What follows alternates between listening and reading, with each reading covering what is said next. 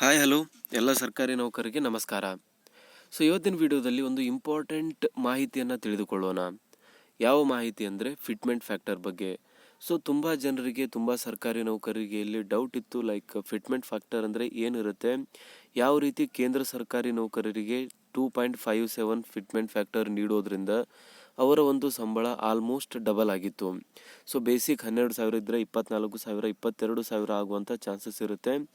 So basically fitment factor ಅನ್ನೋದು ಸರ್ಕಾರಿ ನೌಕರರ ಸಂಬಳವನ್ನು ವೃದ್ಧಿ ಮಾಡುವುದರಲ್ಲಿ ಒಂದು ಪ್ರಮುಖ ಅಂಶ, ಒಂದು ಪ್ರಮುಖ ರೋಲನ್ನು ಪ್ಲೇ ಮಾಡುತ್ತೆ.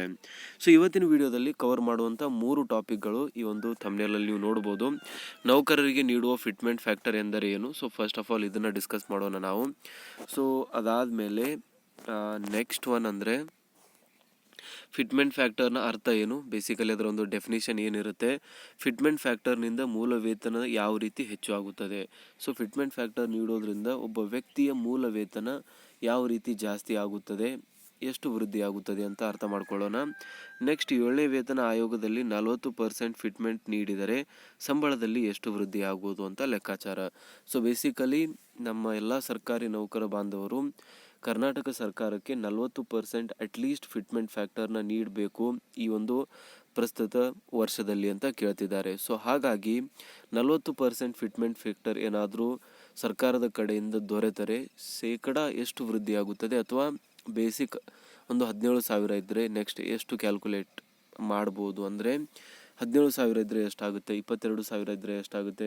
So depending upon your basic ನೀವು ಯಾವ ರೀತಿ ಕ್ಯಾಲ್ಕುಲೇಟ್ ಮಾಡ್ಬೋದು ಅಂತ ಇವತ್ತಿನ ವಿಡಿಯೋದಲ್ಲಿ ನಾನು ಕಂಪ್ಲೀಟಾಗಿ ಎಳೆಯಾಗಿ ಹೇಳಿಕೊಡ್ತೀನಿ.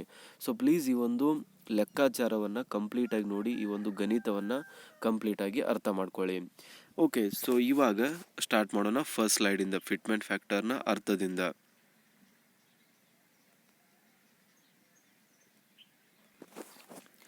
All right, so first of all ನಾವು ಫಿಟ್ಮೆಂಟ್ ಫ್ಯಾಕ್ಟರ್ನ ಡೆಫಿನೇಷನ್ ನೋಡೋಣ. ಸೊ ಇಲ್ಲಿ ನೀವು ನೋಡ್ತಿರ್ಬೋದು ಫಿಟ್ಮೆಂಟ್ ಫ್ಯಾಕ್ಟರ್ ಎಂದರೆ ಏನು. ಸೊ ಇದರ ಒಂದು ಡೆಫಿನೇಷನ್ ತುಂಬಾ ಸಿಂಪಲ್ ಆಗಿರುವಂಥದ್ದು. ನೌಕರರ ಸಂಬಳ ವೃದ್ಧಿ ಮಾಡುವುದರಲ್ಲಿ ಗುಣಾಕಾರವಾಗುವಂತಹ ಅಂಶವನ್ನು ಫಿಟ್ಮೆಂಟ್ ಫ್ಯಾಕ್ಟರ್ ಎಂದು ಕರೆಯಲಾಗುತ್ತದೆ.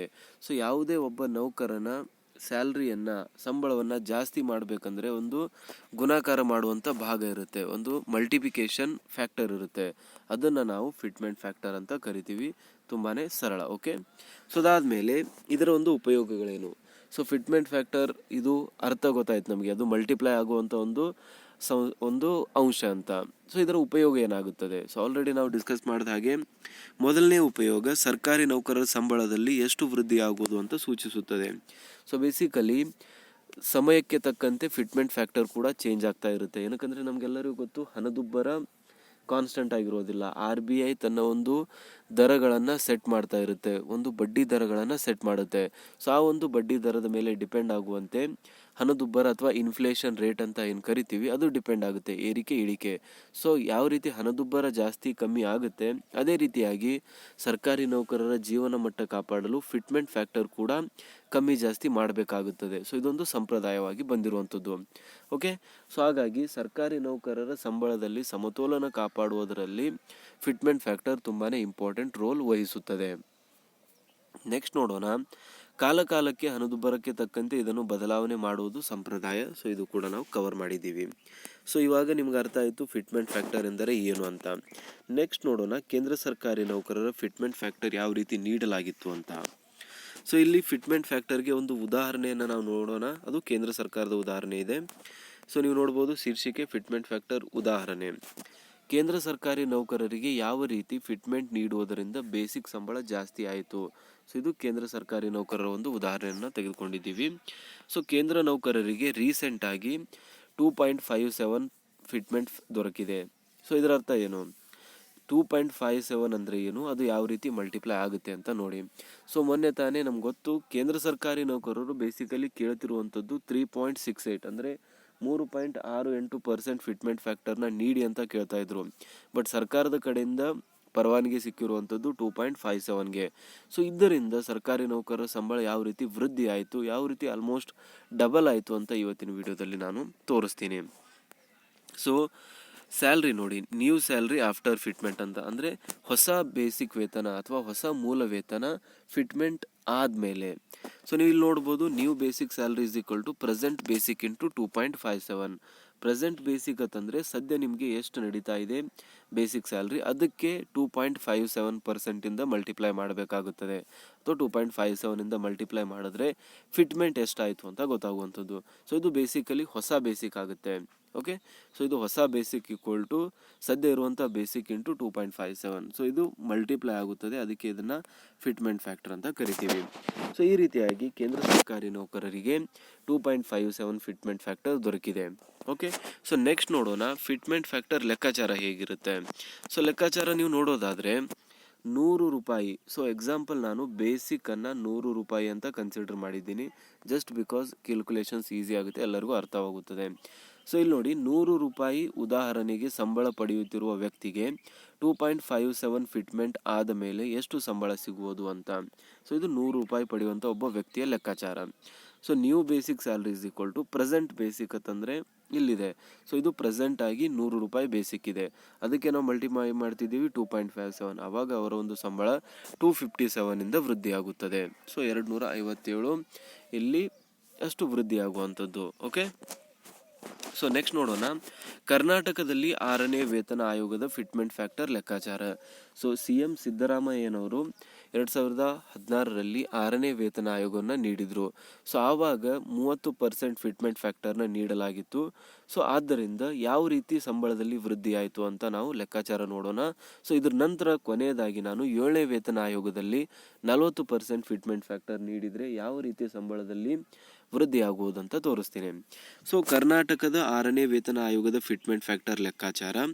ಸೊ ಕರ್ನಾಟಕದ 6ನೇ ವೇತನ ಆಯೋಗದಲ್ಲಿ 30% ಫಿಟ್ಮೆಂಟ್ ಫ್ಯಾಕ್ಟರ್ನ ನೀಡಲಾಗಿತ್ತು.